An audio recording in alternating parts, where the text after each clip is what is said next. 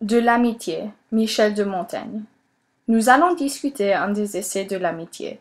Pour mieux comprendre ce texte, nous allons discuter la biographie de Montaigne, le contexte historique de ses essais, sa relation avec la Boétie, et finalement le texte.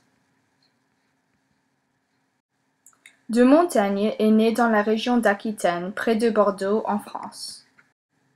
Sa famille était considérée comme haute société. Il faisait partie de la grande bourgeoisie qui travaillait. Sa famille est devenue riche en participant au commerce. Il vendait des harengs. Son père, Pierre Ayckem, a insisté à une éducation adaptée et non pas conventionnelle. Son enseignement était administré qu'en latin, par une volonté non forcée et de son propre désir. Élevé dans la religion catholique, Montaigne respectera les pratiques jusqu'à sa mort. Les essais ont été écrits pendant la Renaissance, une période qui correspond à l'essor de la bourgeoisie au XVe et XVIe siècle. Il s'agit d'une véritable classe sociale à l'offensive de la société, qui entraîne les intellectuels dans tous les domaines. Politiquement, la bourgeoisie ne domine pas encore. L'Europe est dominée par la noblesse, sous le pouvoir de Charles Quint, empereur du Saint-Empire romain germanique. Les sciences à la Renaissance se séparent de la religion. Montaigne soutient une position claire. Il est pour la liberté de conscience. Le regard de Montaigne se détourne des puissants en politique et se tourne vers l'homme plus simple. Cette population est évidemment d'une majorité paysanne. La population rurale rassemble plus de 3/4 des habitants en France au XVIe siècle. La France au temps de Montaigne est très rurale, et les récoltes des paysans sont plutôt bonnes. Pour mieux situer la période des essais, il faut avoir une compréhension de la progression des connaissances et des méthodes scientifiques. Il faut aussi situer la famille de Montaigne dans la société française. Faisant partie de la haute société, on comprend un rapprochement entre la grande bourgeoisie et la noblesse qui ne travaille pas.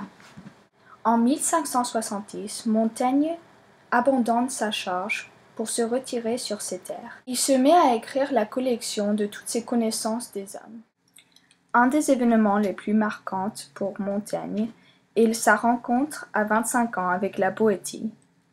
L'amitié de Montaigne et de la Boétie est devenue légendaire. Nos âmes ont marché si uniment ensemble que non seulement je connaissais la sienne comme la mienne, mais je me serais certainement plus volontiers fié à lui qu'à moi à mon sujet. C'est un assez grand miracle que de se doubler. Montaigne a eu beaucoup d'amis ordinaires. Il a jugé exceptionnelle cette amitié comme on en rencontre qu'une fois tous les 3 siècles. La Boétie meurt sans doute de la peste en 1563. Il n'est action ou pensée où il ne me manque, écrit Montaigne. J'étais déjà si formé et habitué à être deuxième partout qu'il me semblait n'exister plus qu'à demi. Montaigne a écrit dans ses premières éditions des essais « Si on me presse de dire pourquoi je l'aimais, je sens que cela ne peut s'exprimer. » Plus tard dans sa vie, il explique qu'il n'aurait pas écrit les essais s'il avait quelqu'un à qui écrire. Cela explique le style familier de son livre. Sans doute Montaigne idéalise leur amitié quand il explique qu'ils étaient prédestinés l'un à l'autre avant de se connaître. Il explique l'agonie qu'il sent pour la mort de la Boétie dans une lettre longue et émouvante à son père. Le premier livre des essais a été conçu comme un monument à son ami disparu. Écrit en 1580, de l'amitié est tiré de Les Essais et rend hommage à la Boétie, grand ami de Montaigne. Je passe dans ma bibliothèque la plupart des jours de ma vie et la plupart des heures du jour. Je suis au-dessus de l'entrée et je vois sous moi mon jardin, ma basse-cour, ma cour et dans la plupart des parties de la maison. Il considérait cette amitié comme un mélange de 2 âmes qui créait qu'une âme. Montaigne oppose l'amitié plus constante à l'amour pour les femmes, plus fiévré. Il la distingue aussi du mariage, un lien qui restreint la liberté et l'égalité. L'amitié, c'est pour lui la liberté volontaire, inconcevable sur la tyrannie. Montaigne a écrit « Ce que nous appelons ordinairement amis et amitié, ce ne sont d'acquaintance et familiarité nouées par quelque occasion ou commodité, par le moyen de laquelle nos âmes s'entretiennent.